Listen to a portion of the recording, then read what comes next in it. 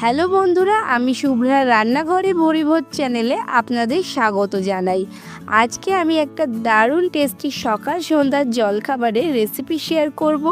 এটা আপনারা বাচ্চাদের টিফিনেও বানিয়ে দিতে পারেন। মাখা বেলা ঝামেলা ছাড়াই খুব সহজে কম সময়ে তৈরি হয়ে যায় আর খেতেও ভীষণ ভালো হয়। চলুন তবে রেসিপিটা দেখে নেওয়া যাক।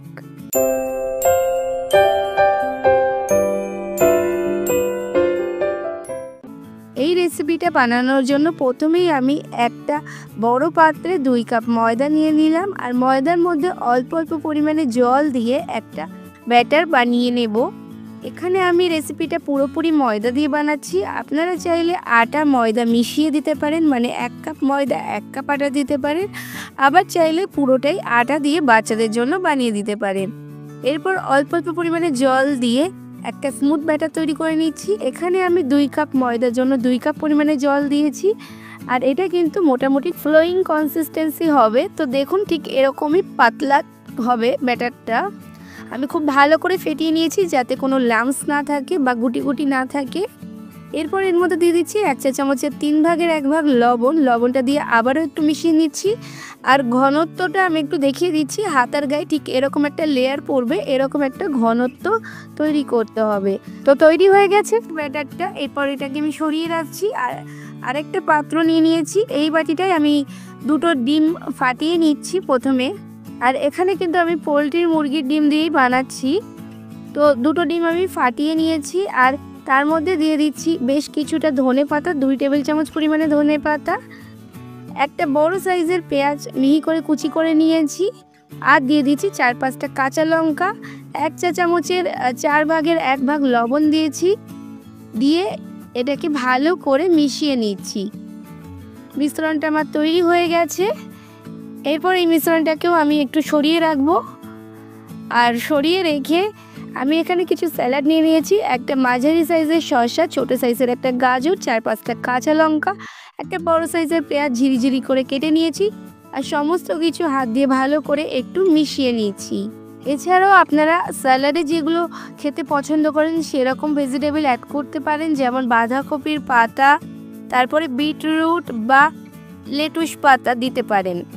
এরপর সমস্ত কিছু মিশিয়ে নিয়ে দিয়ে দিলাম 1/2 চা চামচ অরিগ্যানো আর 3 চা চামচ দিয়ে দিচ্ছি এখানে টমেটোর সস আর দিয়ে দিচ্ছি 1 চা চামচ পরিমাণে মেয়োনিজ।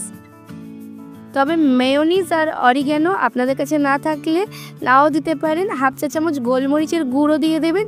টমেটোর সস আর গোলমরিচের গুঁড়ো দিয়েও কিন্তু এটা ভীষণ ভালো হয়। এরপর সমস্ত কিছু নেড়ে চেড়ে মিশিয়ে নিচ্ছি। আর এই যে স্যালাডের মিশ্রণটা, এটা কিন্তু আমাদের তৈরি হয়ে গেছে। এরপর স্যালাডের মিশ্রণটাকেও সরিয়ে রেখে দিচ্ছি আর গ্যাসে একটা সসপ্যান বসিয়ে দিচ্ছি। আর সসপ্যানটা একটু গরম হয়ে গেলে 1 চা চামচ তেল দিয়ে দিলাম, সাদা তেল। তেলটা দিয়ে খুব ভালো করে মাখিয়ে নিচ্ছি আর প্রথমবারে একটু বেশি করে গরম করে নিতে হবে। তো ভালোভাবে তেলটা একটু গরম করে নিচ্ছি 1 মিনিট মতো। তারপর গ্যাসের ফ্লেমটা লোতে করে দিয়ে 1 হাতা পরিমাণে ব্যাটার দিয়ে দিলাম আর খুব হালকা হাতে এই ডাব্বু হাতার পেছন দিয়ে এটাকে গোল করে শেপ দিয়ে দেবো। ঠিক এরকমভাবে গ্যাসের ফ্লেমটা লোতে রেখে কিন্তু শেপটা দিতে হবে।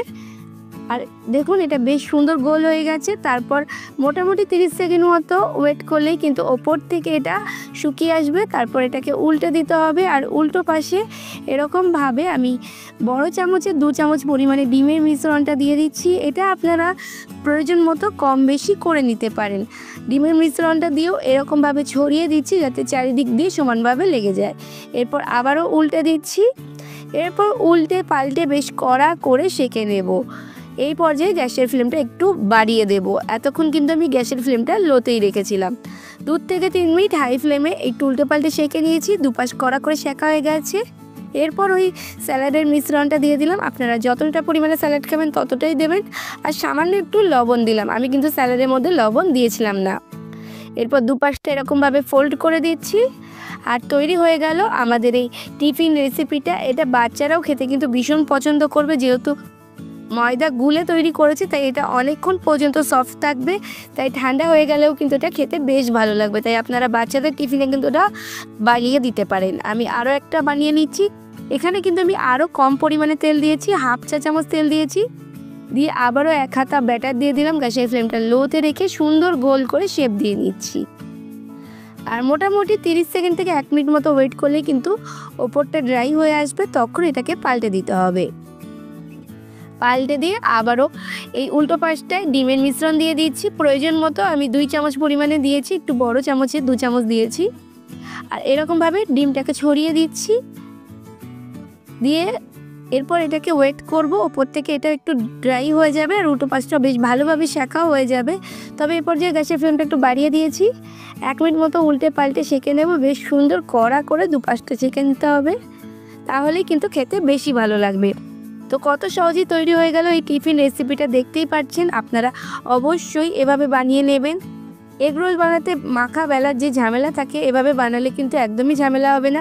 আর ঝটপট এগরোলের মতোই টেস্ট হয় খেতে, আর খেতেও ভীষণ ভালো হয়, বা এগরোলের থেকেও বেশি ভালো লাগবে। একবার এভাবে বানিয়ে দেখবেন। 2টো ডিম দিয়ে এখানে আমার 4টে হয়ে গেছিলো। আমার আজকের রেসিপিটা কেমন লাগলো অবশ্যই কমেন্টস করে জানাবেন। ভালো লাগলে লাইক শেয়ার করে অন্যদের দেখার সুযোগ করে দেবেন। আর যদি এখনও আমার চ্যানেলটাকে সাবস্ক্রাইব না করে থাকেন, তাহলে তাড়াতাড়ি সাবস্ক্রাইব করে পাশে থাকা বেল আইকনে ক্লিক করে দেবেন, যাতে পরবর্তীকালে চ্যানেলে যখন নতুন কোনো রেসিপির ভিডিও আপলোড করব, সবার আগে আপনাদের ফোনে নোটিফিকেশান পৌঁছে যায়।